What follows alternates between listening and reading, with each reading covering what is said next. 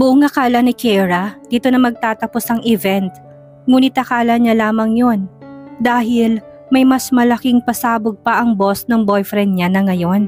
Nagulat sila sa sunod-sunod na pagsabog sa labas at agaw pansin ng mga makukulay ng iba't ibang disenyo sa kalangitan ng mga fireworks. At kung babasahin mo may mga nakasulat dito at halos malaki ang mga mata ni Kiera sa kanyang nabasa. Will you be my wife? Halos hindi siya makapaniwala sa nababasa at natulong kanyang luha kaya tinapik siya ni Logan at tinanong, "Ayos ka lang ba?" Oo naman, natawa na lang si Kiera sa layo na narating ng isip niya. Kaka-in relationship nga lang nila kanina, kasalagad ang pumasok sa isip ni Logan. Niyakag na siya nito sa ibang para dalhin sa table nila kasamang kambal syempre. Kain ka na darling, wag mo nang pinag-iisip yan, ang mahalaga tayo na. Salamat sa tiwala, I love you. Wika ni Logan sabay taas ng kamay ko at hinalikan ito. Si Kiera na lang talagang nahihiya sa pagiging PDA ni Logan, lalo sa mga tao sa harapan nila.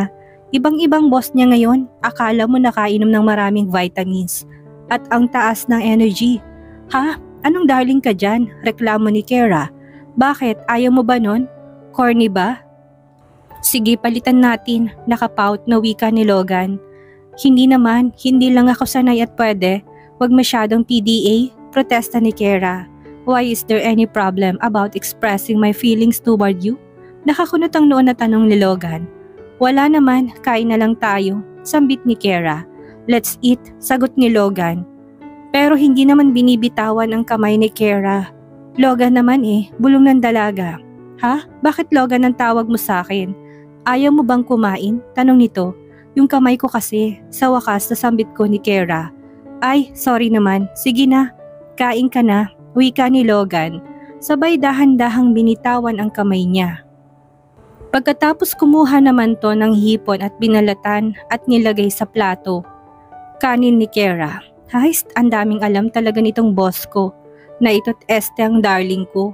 Nasabi ni Kiera sa sarili, matiwasay na siyang nakakakain, ngunit panay naman ang sulyap ni Logan sa kanya. Paano kaya siya makakakain ng maayos nito kung ganyan ito makatingin? Wala si Kiera na naging boyfriend dati, kaya hindi siya sanay sa ganitong bagay. Lalo yung kasing sweet ni Logan.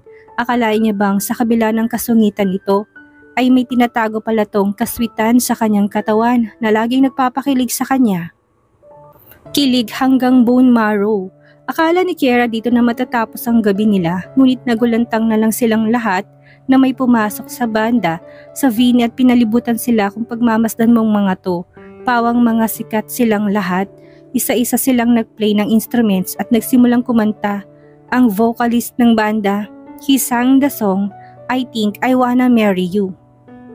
Nang isa sa sikat nilang kanta, habang kumakanta ito paninamasulyap sa kanya ni Logan, maya-maya lang tumayo na ito't lumapit. Shall we dance, my darling? Nakangiting tanong ni Logan, nasabay ng paglahad ng kamay nito. Kaagad namang kinuha ni Logan ang kamay niya at naglakad na sila sabay sa gitna ng malawak na dance floor. Damang-dama ni Kiera ang bawat lyrics ng kanta at napapahilig siya sa may dibdib ni Logan. Rinig na rinig niya ang malakas sa tibok ng puso nito. Kinakabahan ba siya o sadyang masaya lang talaga siya ng gabing iyon? Maging ang mga couples na employees ng LSGC ay nakisayaw din sa lamyos ng musika.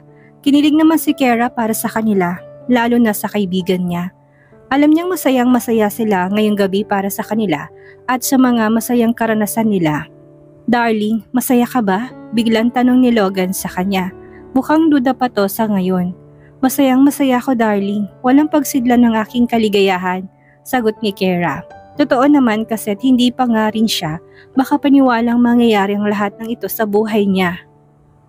I'm very much happy darling because your happiness is my happiness too.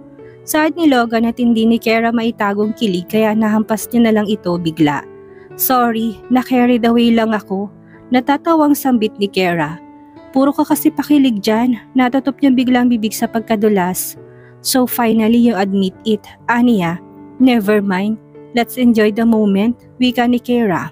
Oh sure, no problem my darling. Nakangiting sagot ni Logan at mukhang feel na feel pa ang pagtawag nito ng darling kay Kiera. Nang matapos ang music, medyo napagod na rin si Kiera at nagaya ng maupo. Pumayag naman ito't inalalayan siya pabalik na nakaupo. Hindi ni Kara inasahan ang gagawin ni Logan at yakapin siya patalikod. Kotang-kota na to sa pagpapakilig sa kanya. Hindi niya alam kung anong nakain ito pero ang clingy ni Logan ngayong gabi. Napapangiti rin si Kara sa kaswitan ng lahat. Kanina pa sila nasayaw na animoy hindi man lang napagod. Palalim na rin ang gabi at ilan-ilan na lang ang mga taong nagdaraan. Hanggat sa may narinig na naman silang ipinagtaka ni Kara.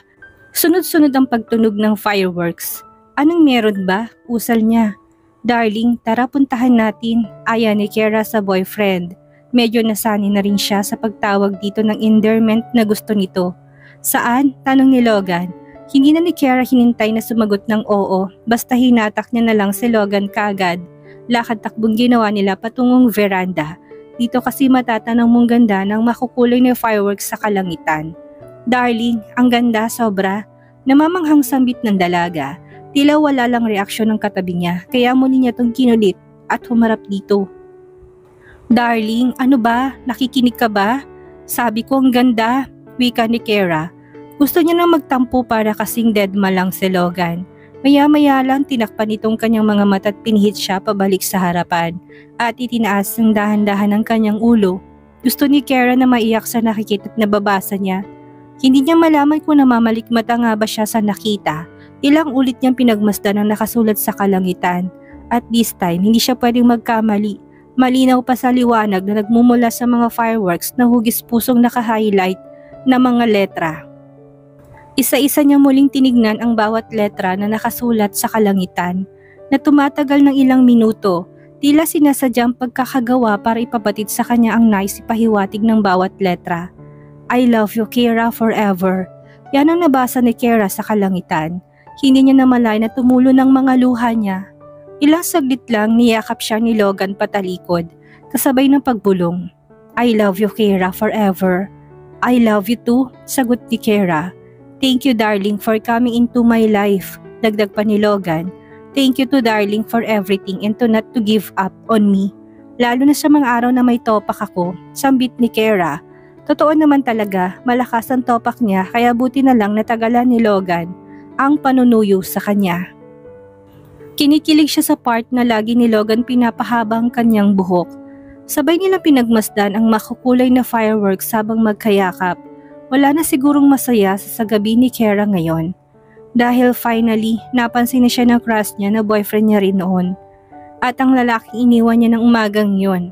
Kung babalik-balikan ni Kara ang kagagahan niya noon, wala siguro siyang pagsisisihan sapagkat ang kagagahan niyang yon ay nagbunga ng kambal na mahal niya at ngayon ang daddy nila na hinahanap pa sila at ginawa ang lahat bumalik lang at makuha ang tiwala niya sa kanya.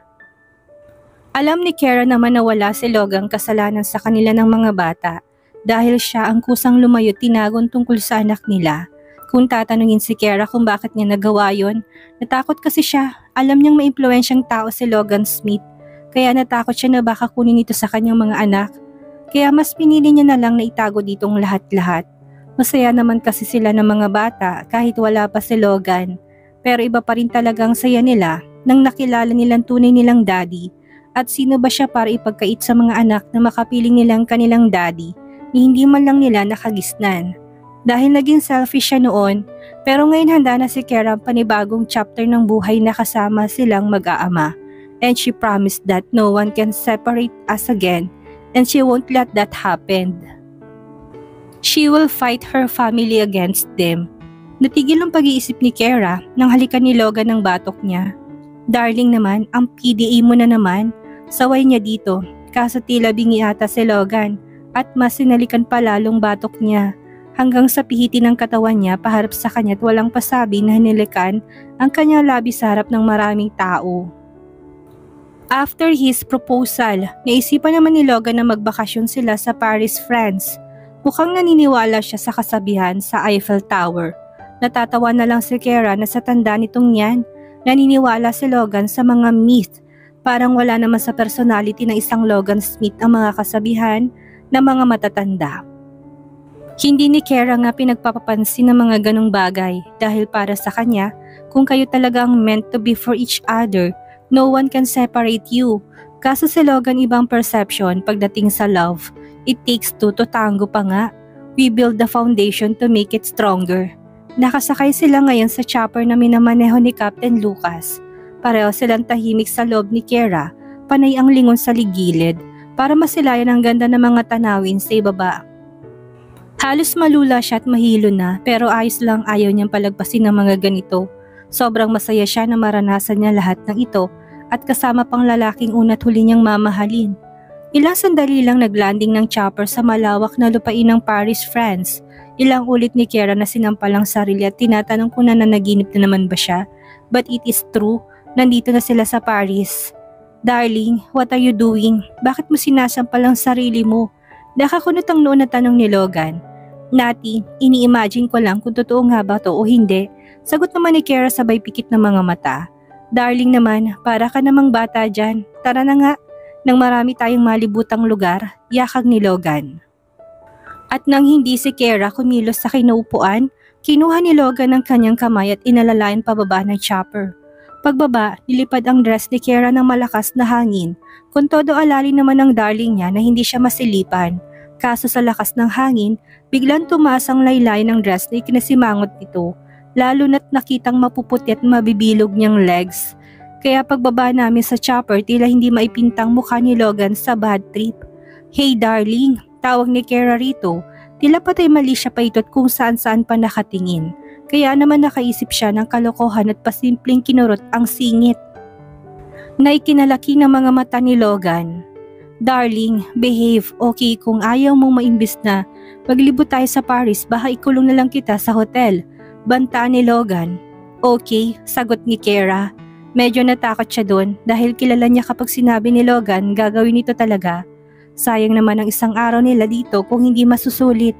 Let's go. Kailangan na muna nating mag-check-in at iwanan ang luggage natin sa loob. Aya ni Logan. Nagpatianod na lang si Kiera sa gusto nito. Wala naman siyang magagawa. Hindi siya pamilyar sa Paris. Naglakad na sila pasakay ng sasakyan na nakahanda sa paglapag nila. Inalalaya naman siya ni Logan papasok sa loob at sumunod na rin ito sa harapan. Isinuot ni Logan ang seatbelt sa kanya sabay dinakmang harapan ni Kiera. Loko ka darling, saway ni Kiera dito. Bakit? Sino bang nauna kanina? Hawak pa lang yan. Anito sabay tawa na nakakaloko. Ewan ko sayo, bilisan mo't na makapaglibot pa tayo. Utos ni Kiera dito. Mabilis naman ni Logan na pinaandar ang sasakyan papalayo sa chopper. Ngayon, tinatahak na nilang daan patungong hotel. Dito raw sila magstay ng 1 week. Sayang hindi pa ginawang 1 month. Anyway, susulitin niya na lang bawat araw dito. She will make sure we make a new things and a lot of memories too. Kanina pa si Logan tahimik. Logan, bakit? Galit ka pa ba sa ginawa ko? Tanong ni Kiera. Lumingon to sa kanya na sandali. Hindi naman, next time wear a pants na lang kasi. Nakakainis kapag may ibang nakakakita ng legs mo. They are mine, okay? Aniya, relax lang, wala namang mga agaw sa'yo. I'm yours. Smile ka nga dyan. Ayoko nga, smile na yan. Ayoko nga sabi, i-smile na yan. Parang batang pangasa pa ni Kiera dito. Kaya naman nag-smile nga to, pilit naman. Kaya na bad trip lang siya. Huwag kung ayaw mo. Inis na wika ni Kiera sabay flip ng hair patagilid. Bigla naman siyang nakarinig ng tawa ni Logan. Tawa na kay sarap pakinggan sa kanyang pandinig. Tatawa din pala. Ang dami pang arte. Bulog ng dalaga. May sinasabi ka ba dyan? Ah, wala. Sabi ko drive safely. Pag-iba ni Kiera ng usapan. Ilang oras pa nakarating na rin sila sa harap ng hotel. Halos malula si Kiera sa taas ng hotel na yon. Wow! Aniya. Nagpark lang ito't inaya na siyang bumaba. Hawak pa rin ni Logan ang kanyang kamay at inalalayan siya sa pagbaba. Pumasok sila sa loob at nag-check-in. Medyo mataas ang suit nila kaya gagamit sila ng elevator. Niyakag siya ni Logan patungong elevator nang mapansin sa iba ang tungo ko. Darling, tara dito. Saan ka na naman ba pupunta? Wala lang, I just checking lang sana pero later na lang siguro. Wika ni Kiera. Nang nasa loob na sila ng elevator, bigla ni Logan si Kiera ang hinila at kinuyumos ng halik. Napaka-eksperta ni Logan pagdating sa pagpapainit ng buong sistema niya at nang papasukin na ng kamay nitong laylay na suot niyang dress, hinampas ni Kiera ang kamay nito ng mahina. What? Tanong ni Logan. Anong what? Nasa loob tayo ng elevator. No, baka nakakalimutan mo. And so what? Nagkikis lang naman tayo, reklamo ni Logan. Sasagot pa sana si Kara nang biglang bumukas ang elevator. Tanda na nasa 8th floor na sila.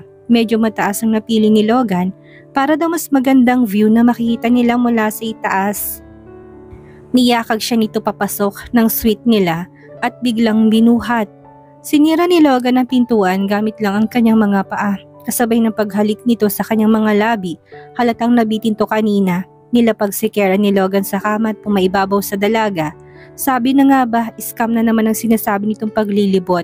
Habang pinapaliguan ni Logan ang halikang leeg ni Kara, siya namang galaw ng kamay nito at nilis ng lilain ng dress niya. Kinapa ni Kara ang damdamin niya kung may pagtutol ba siyang mararamdaman, ngunit kahit isa'y wala kaya nagpaubayan na lamang siya sa lahat ng gagawin ni Logan sa kanya. Darling, may I? Pagpapaalam ni Logan, tumango na si Kara tanda ng pumapayag siya.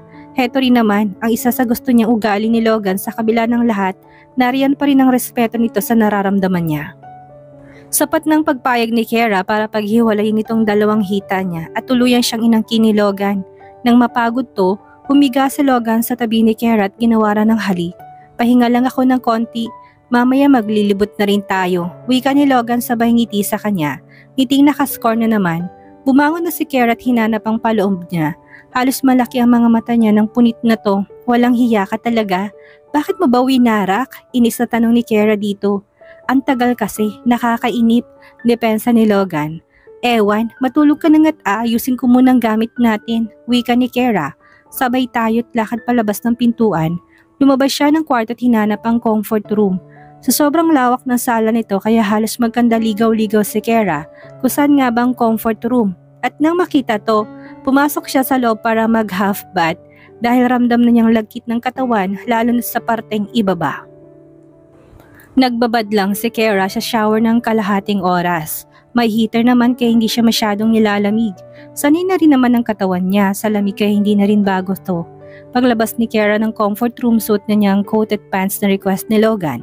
Bumalik na siya sa kwarto at naabutan si Logan na nahihimbing na natutulog. Hinayaan niya na lang muna itong matulog. Alam naman ni Kara na pagod tumula pa kanina. Kinuha niyang luggage at isa-isang nilagay sa loob ng cabinet ang mga dala-dala nilang gamit na sapat na para sa pagstay nila dito. Nang maayos na to sa loob ng cabinet, bumalik siya sa tabi ni Logan at niyakap to. Kinuha rin ang comforter para takpan ang sandata nito. Nagising pa rin. Ayaw niyang hawakan at baka magising ang lalaki. Ipinikit niya na rin ang mga mata kaya nakaidlip na rin siya. Katanghalian nagising si Kara na may humahaplos na naman sa papaya niya. Sa akalang panaginip lamang to kaya hinayaan niya na lang kamay nito na magpisil-pisil at natulog pa rin. Pagod na pagod siya sa biyahe at gusto niya na munang magpahinga. Yakap niya pa rin si Logan at langhap na langhap niyang panglalaking amoy nito. His manly scent was good for her nose. Hindi siya ganong katapang. Katulad ng iba na halos ipaligo ng perfume sa buong katawan. Mas sumiksik pa siya sa malapad nitong dibdib kaya mas kinulong pa siya ni Logan sa katawan nito na ikinangiti ni Kara kahit nakapikit pang mga mata niya. Dahil sa pagod, hinila kaagad si Logan ng antok at hindi na malayan nakatulog. Hindi niya rin nakalain na after 6 years na unang best na may nangyari sa kanila ay mauulit ngayon. Nang magising si Logan at nahihimbing pa rin natutulog ang kanyang future wife, malayang pinagmasdan niya ito habang natutulog. Ang ganda talaga ni Kara at pakiwari niya ay lalong paganda pa ng paganda habang natagal. Patagal-tagal rin si Logan na nakatunghay sa dalaga nang biglang nagmulat to ng mga mata kaya naman iniban niyang direksyon ng tingin ng kanyang mga mata. Malamang kapag nahuli siya ni Kara na nakatingin, aasarin na naman siya nito. O bakit? Ngayon ka pa nahiya? Nakita ko naman, sad ni Logan. Ang alin? Patay mali siyang tanong ni Kara. Never mind na nga lang, sagot niya. Bumangon ka na dyan. Para makakain na tayo at may nakita akong best restaurant dito sa Paris at dun tayo kakain ng dinner. Kaya magayos ka na. Utos ni Logan at mukhang natutulog pang dalaga. Pwedeng mamaya na lang ng konti? Reklamo nito. Hindi, babangon ka ba dyan o magdamag tayong gagawa ng another kambal? Banta ni Logan. Oo na nga, babangon na. Grabe sa kambal, ang saya mo no? Ikaw nang manganak. Biro lang, para ka na naman dyan na anytime gusto kong bugahan. Wika nito. Che, sabay bangon at walk out. Napakamot na lang si Logan ng ulo sa inis. Mga babae nga naman, parang may dalaw lagi. Heist! Nag-asikaso na rin siya ng sarili para pagbalik ni Kara, hindi na siya masasermonan pa. Ayaw na ayaw pa naman ito na kapag aalis marami pang ginagawa. Gusto layas kagad. Syempre hindi pwedeng hindi siya magpapagwapo ngayong gabi kahit given naman na pinanganak ng gwapon talaga ako. Usal ni Logan. Halos mabato-balani naman siya sa ganda ng future wife.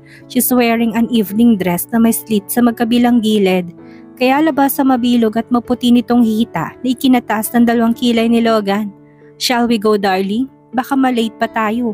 Aya ni Kara nang mapansing nakatunghay lang siya at bigla tong nag-snap sa kanyang harapan. Hey, sabi ko tara na, ulit ni Kara. Oh, tara na nga, sagot ni Logan na wala sa sarili. Bakit ba kasi ganyan ang suot nitong bigla tuloy kumislot ang kanyang harapan? Behave, bulong ni Logan. Ano pa bang binubulong-bulong mo dyan? Bilisan mo kaya't baka hindi na tayo makaabot. Wika ni Kara. Ha? Saan naman? Tanong ni Logan. Basta tara na, yakag nito sa kanya sabay hila ng kamay palabas ng suite. Hanggang sa makasakay sila ng elevator, hawak ni Kara ang kamay ni Logan. Hey, ayos ka lang ba? Bakit parang ang clingy mo yata ngayon? Nagtatakang tanong ni Logan. Ayaw mo ba nun? Tanong ni Kara.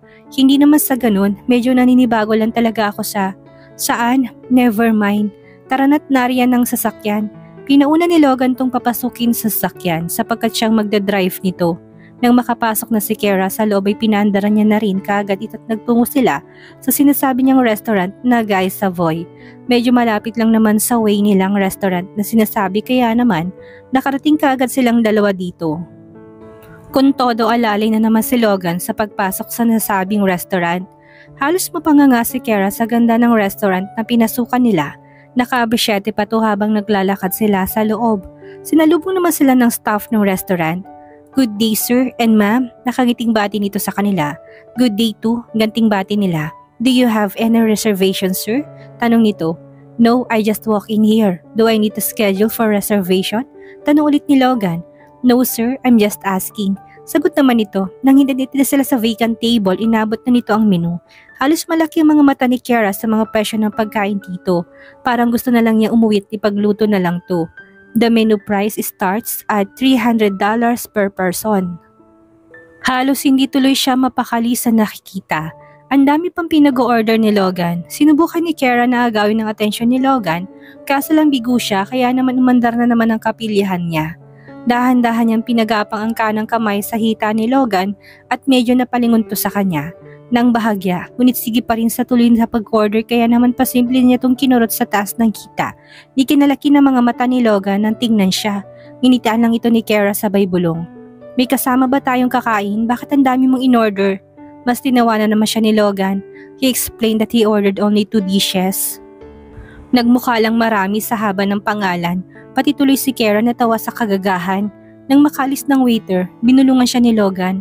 Later ka sa akin, ginising mo yung natutulog kong diwa. Wika ni Logan sabay wink. Nakailang lunok tuloy si Kara ng laway. Paktay na naman siya nito. Pagod at puyat sa bakbakan. Ayaw-ayaw pa, gusto rin naman, talandi. Hiyaw ng isipan ni Kara. Nang mai-serve ng food nila, na-amaze naman si Kara sa kakaibang design ng pagkakasetup nito. Parang ayaw niya nalang kumain at gusto na lang itong pagkatitigan. Hanggang sa naisipan niyang kuha ng picture at i-upload sa social media account. Darling, let's eat now. Later na yan. Kayo talaga, mas gusto niyo pang picturean kaysa kumain na lang. Sentimiento ni Logan. Whatever. Ang ganda kasi ng pagkakaayos tapos sisirain lang. Sagot ni Kara.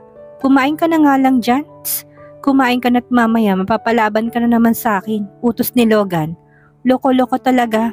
Puro na lang kalaswaan ang nasa isip. Natatawa na lang si Kara sa pagkahilig nito.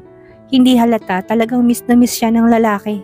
Matapos i-upload sa SOCMED, ang nakuha ang pictures with the caption, Spending time with my special someone at Paris, France.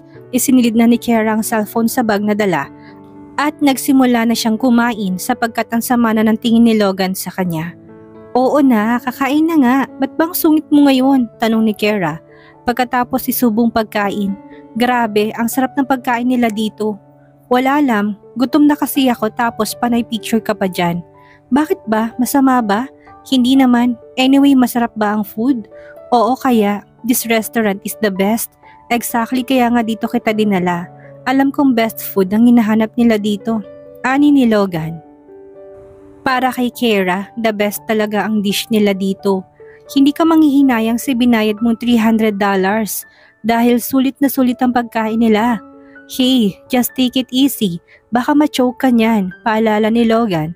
Ngunit deadma lang si Kara sa sinabi nito. Pagkatapos kumain, sabay na silang naglakad patungong sasakyan. Habang nagdadrive to, hindi ni Kara mapigilan pakatitigan si Logan. Given naman na gwapo to mula ng unang beses niyang nakita sa hotel.